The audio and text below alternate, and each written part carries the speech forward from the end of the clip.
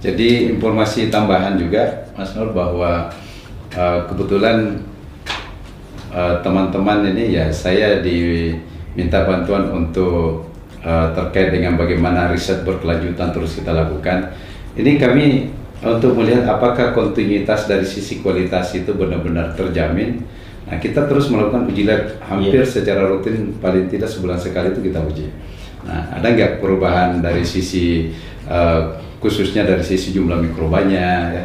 Karena sekarang ini keunggulan eco farming saya lihat itu terletak di mikrobanya sebenarnya. Ya, kenapa saya bilang keunggulannya di situ? Karena memang setelah diuji, kami lakukan pengujian itu saat aplikasi memang kita memiliki nitrogen setelah diencerkan itu tidak terlalu dominan ya. Tetapi mikroba yang menambat nitrogen itu ya sangat besar. Nah, kekuatannya di mikroba menambat nitrogen. Betul. Ya, sehingga teman-teman tidak usah berkecil hati bahwa wah ini kok kecil sekali. Nah, untuk 1 hektar lagi, nah nggak usah berkecil hati karena kalau misalnya kita sudah aplikasikan, bayangkan saja bahwa di dalam 1 tangki itu yang diaplikasikan ada 7,5 miliar mikroba yang kita berikan. Itu baru 1 tangki ya. Artinya baru 50 ml dari 100 ml. Nah, kemudian mungkin saya lanjut Mas Nur terkait dengan aplikasi ya. Ini di lapangan kebiasaan kita teman-teman petani itu kan terkadang menyemprot langkahnya 2 langkah sekali nyemprot gitu ya. Nah, saya ingin menegaskan di sini bahwa hasil riset yang kita lakukan untuk 1 tangki kalau misalnya di tanaman padi khususnya atau horti itu harus habis untuk luasan 500 meter persegi. 1 tangki. 1 tangki. Jadi berarti dia tipis-tipis langsung gitu. Oh, dia atau gimana? Tebal. Penyemprotannya justru tebal. Iya, harus habis. Jadi teman-teman kan kadang-kadang 1000 meter itu 1 tangki pun belum habis. Oh. Jadi itu tidak maksimal dari sisi hasil, nanti nggak maksimal. Makanya 1 tangki diatur harus dihabiskan di luasan 500 persegi. Sehingga untuk 1 hektar itu kita menghabiskan 20 tangki. 1 hektar itu 20 tangki. Nah, sesuai. Jadi 1 hektar itu. Tapi kalau 1 hektar 20 tangki umumnya teman-teman petani ini yang cerita kan nyemprot biasanya nggak sampai 20 tangki Pak. Itu dia, makanya umumnya mereka nyemprotnya kan 10, 12 kemungkinannya. Jadi maksud saya begini, kita ingin mendapatkan hasil optimum ya. Kalau mau sekedar mendapatkan hasil sih terserah mau berapa saja. Jadi ini rekomendasi penelitian yang kita sampaikan. Yang kita sampaikan bahwa 1 tangki itu sebisa mungkin habiskan untuk 500 meter persegi. Artinya kalau misalnya 20 tangki itu 10.000 meter persegi. Nah, boleh nggak misalnya kita habiskan 1 tangki untuk 1000 meter? Ya boleh-boleh saja, tidak ada masalah. Cuma hasilnya berbeda ketika menggunakan 1 tangki untuk 500 meter.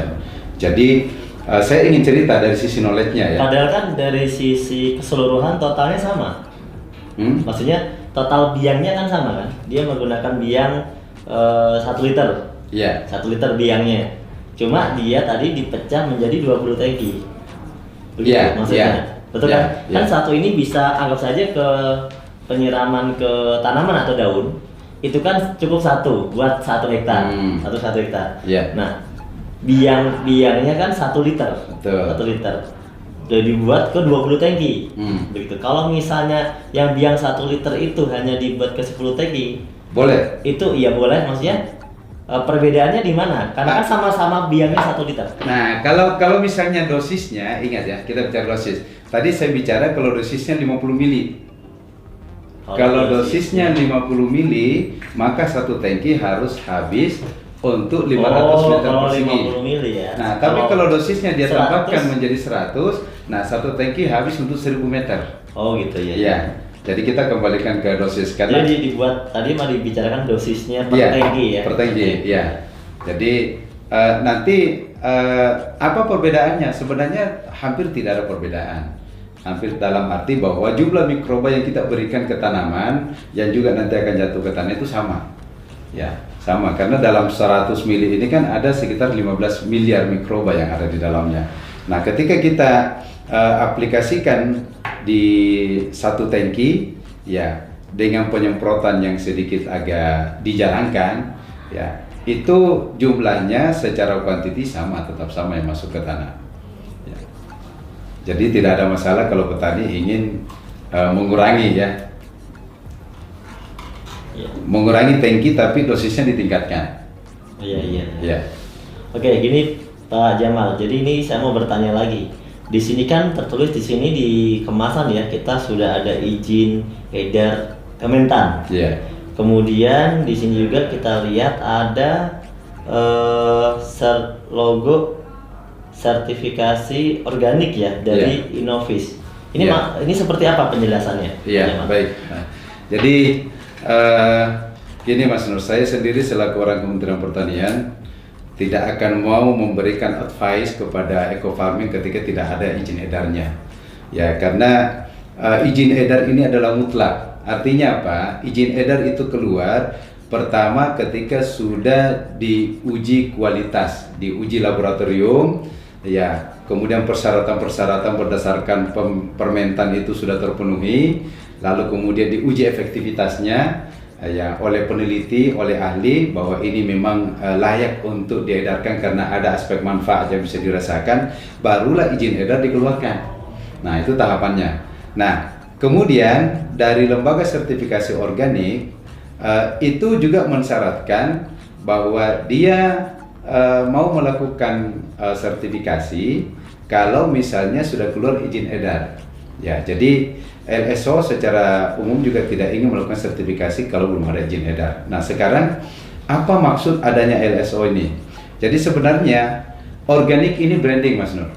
Artinya apa? Tidak boleh ada orang yang menggunakan kata organik, pupuk organik kalau belum ada sertifikasi organiknya. Itu mestinya yang terjadi. Kalimat organik ini bersyarat ya, iya, bersyarat. Iya, bersyarat sebenarnya. Jadi kalau kita bilang eco farming pupuk organik, ya kan, ada kalimat organiknya, maka dia harus bersertifikasi. Iya, dia harus bersertifikasi. Itu sebenarnya yang diatur di dalam Standar Nasional Indonesia nomor 6729/2016 bahwa organik ini branded. Makanya tidak boleh ada orang yang tidak punya sertifikasi organik secara aturan menurut SNI yang menggunakan kata organik. Nah, gitu. Nah, jadi logo organik Indonesia ini yang ada di sini, ini sebenarnya sebuah penguat bahwa produk ini aman 100% karena menggunakan bahan organik 100%. Jadi aman untuk dipasarkan, untuk dikonsumsi, sehingga lebih jauh lagi bahwa ketika ada teman-teman pelaku usaha yang ingin bertani secara organik, disertifikasi organik, maka menggunakan eco farming ini salah satu jalan yang aman. Nah, kalau misalnya produk lain yang belum ada sertifikasi organiknya, nanti mereka akan kesulitan saat disertifikasi. Karena kalau misalnya LSO turun, anggaplah misalnya Mas Nur punya lahan sawah ya, saya mengajukan sertifikasi bahwa ini lahan saya sudah organik, hasilnya layak untuk dipasarkan bahwa ini beras organik. Nah, apa syaratnya bahwa beras ini bisa dikatakan organik? Yang pertama, dia harus memiliki logo organik Indonesia. Siapa yang mengeluarkan logo organik ini? Lembaga sertifikasi organik. Ya, kalau tidak salah kita baru kurang lebih ada sekitar 12 di Indonesia LSO. Nah, setelah itu apa yang harus dilakukan LSO agar logo ini dia bisa sematkan di kemasan? Maka dia harus melakukan namanya inspeksi. Jadi aturannya itu kita selaku pemilik mengajukan untuk disertifikasi, ada syarat-syarat yang harus dipenuhi. Setelah itu mereka melakukan inspeksi. Nah, salah satu di antara yang mereka tanyakan nanti adalah pupuk organiknya buat sendiri atau pakai pabrikan. Ya, ditanya ya. Ditanya. Kalau dia mengatakan pabrikan, Pak. Nah, sekarang pertanyaannya mana pupuknya? Dia akan lihat, loh, ini kok nggak ada logo organiknya. Nah, maka dia akan meminta coba telusuri ke pabriknya apakah benar bahan-bahannya itu 100% organik. Kalau sudah ada logonya, kalau sudah ada nggak perlu. Nggak perlu lagi. Ini 100%. Oh ya, ini bahannya berarti sudah organik. Oke. Nah, kalau yang lain sudah bersyarat, pupuknya tinggal pupuknya, maka otomatis nanti LSO akan memberikan sertifikasi bahwa ini berasnya organik. Kalau misalnya pupuknya bukan dari pabrikan, tadi jawabannya.